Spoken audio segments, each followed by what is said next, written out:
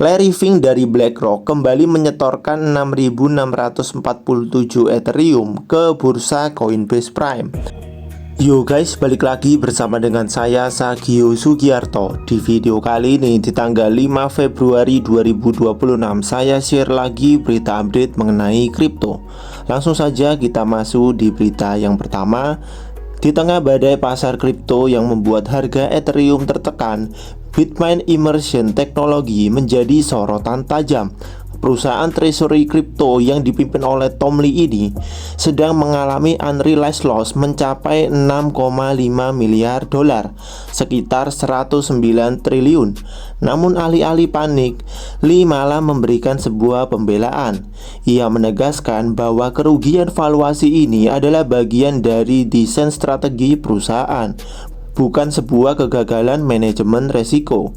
Dalam pernyataan terbarunya, Tom Lee menjelaskan bahwa Bitmain dirancang untuk mencerminkan kinerja harga Ethereum secara murni, mirip dengan bagaimana ETF melacak indeks saham S&P 500. Rugi kertas ini bukan bug, tapi fitur. Tegas Lee, ia menganalogikan bahwa ketika pasar turun, pemegang ETF indeks juga akan melihat nilai portofolio mereka merah.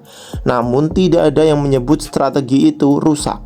Lee menekankan bahwa tujuan Bitmain adalah untuk mengungguli kinerja Ethereum dalam satu siklus penuh, bukan untuk menghindari volatilitas jangka pendek. Keyakinan Tom Lee bukan sekedar omong kosong. Data menunjukkan bahwa Bitmain justru agresif melakukan akumulasi di tengah penurunan harga. Perusahaan ini dilaporkan membeli tambahan 41.000 Ethereum. Meskipun harga aset tersebut sedang terkoreksi tajam akibat tekanan makroekonomi dan fenomena metal vortex yang menyedot likuiditas ke logam mulia. Langkah ini memicu perdebatan sengit di kalangan investor. Sebagian menganggapnya sebagai langkah jenius diamond hands, sementara kritikus melihatnya sebagai resiko yang tidak perlu. Sebagaimana dikutip laporan yang ada, posisi Bitmain saat ini menempatkan mereka pada resiko kerugian finansial terbesar dalam sejarah jika mereka terpaksa menjual asetnya di harga sekarang. Tom Lee tetap berpegang pada data fundamental. Ia menyoroti bahwa aktivitas jaringan Ethereum, transaksi harian, dan alamat aktif justru sedang berada di rekor tertingginya, berbanding terbalik dengan harganya yang lesu. Bagi Lee dan Bitmain, penurunan harga saat ini hanyalah dislokasi pasar sementara akibat minimnya leverage dan sentimen eksternal. Dengan menahan dan terus mengakumulasi, mereka bertaruh bahwa valuasi pasar pada akhirnya akan mengejar fundamental jaringan yang terus tumbuh. Untuk detailnya, kalian bisa melihat sendiri tweet dari Tom Lee. Kemudian kita lanjut ke berita yang kedua. Royal Government of Bhutan mengalokasikan 184 Bitcoin ke sebuah wallet baru. Untuk detailnya kalian bisa mengecek sendiri di sini. Ya, kemudian kita lanjut ke berita yang ketiga. Larry Fink dari BlackRock kembali menyetorkan 6.647 Ethereum ke bursa Coinbase Prime. Untuk detailnya kalian bisa mengecek sendiri di bawah sini. Ya oke, kemudian kita lanjut ke berita yang keempat. Volatilitas pasar aset kripto kembali memakan korban. Kali ini menyasar portofolio institusi besar. Dalam 24 jam terakhir, harga Bitcoin mendadak anjlok ke level 73.000 dolar. Tidak hanya membuat trader retail panik, tetapi juga memberikan pukulan telak pada neraca keuangan perusahaan. Laporan terbaru menyoroti besarnya dampak penurunan ini terhadap valuasi aset dari MicroStrategy, yang kini harus menelan pil pahit berupa kerugian yang belum terrealisasi unrealized loss dengan nilai fantastis. Penurunan harga Bitcoin kali ini terjadi cukup cepat, memicu likuidasi di berbagai bursa. Bagi investor institusional yang menerapkan strategi akumulasi agresif, pergerakan harga ini langsung berdampak pada nilai buku mereka.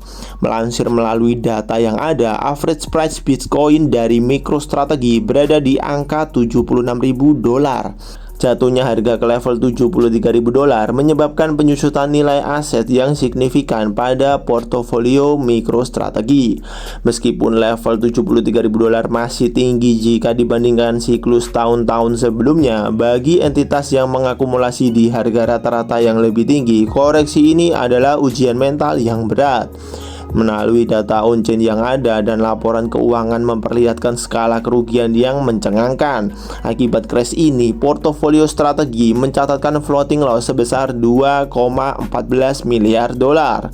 Penting untuk dicatat bahwa ini adalah kerugian kertas, yang artinya kerugian tersebut belum menjadi nyata selama aset Bitcoin mereka tidak dijual. Meskipun angka kerugian ini terlihat menakutkan bagi investor awam, strategi diamond hands atau menahan aset dalam jangka panjang kemungkinan besar akan tetap dipertahankan. Institusi sekelas MicroStrategy memiliki pandangan makro bahwa volatilitas adalah hadiah dari Satoshi, sebuah gangguan sementara menuju valuasi Bitcoin yang lebih tinggi di masa depan. Sejarah mencatat, institusi besar cenderung memanfaatkan momen crash seperti ini untuk melakukan buy the dip, untuk menurunkan harga rata-rata pembelian mereka, alih-alih melakukan panic selling. Namun investor tetap disarankan untuk memantau pergerakan pasar dengan hati-hati mengingat situasi makroekonomi yang masih belum menentu. Untuk detailnya kalian bisa membaca sendiri di sini. Ya, kemudian kita lanjut ke berita yang terakhir. Tether kembali melakukan minting 1 miliar dolar di jaringan Tron pada wallet Treasury. Untuk detailnya kalian bisa mengecek sendiri di sini. Ya oke, kemudian saya share juga mengenai data likuidasi dalam 24 jam terakhir. Kurang lebih ada sebanyak 143.695 trader yang dilikuidasi. Total likuidasi mencapai 617 juta dolar. Mayoritas yang kena likuidasi ada di exchange Binance, Bybit, dan juga DEX Hyperliquid. Seperti biasa, saya mengingatkan kepada kalian semua, jika kalian tidak mengerti bagaimana cara untuk menganalisa market kripto dengan menggunakan grafik, lebih baik kalian belajar dulu. Setelah kalian belajar, maka kalian baru boleh mencoba untuk melakukan trading di market spot. Kalau kalian sudah sering cuan dari market spot, maka kalian baru boleh untuk melakukan trading di market futures. Selama kalian belum sering cuan dari market spot, jangan sesekali kalian mencoba untuk melakukan trading di market futures. Hal ini akan berdampak buruk bagi kalian yang masih awam di dunia kripto.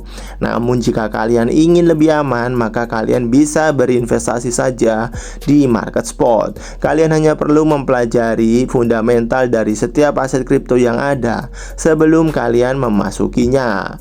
Namun jika kalian tidak ada waktu untuk mempelajari aset-aset kripto, tapi kalian tetap ingin berinvestasi di dalam kripto, maka kalian bisa mengecek di kolom deskripsi.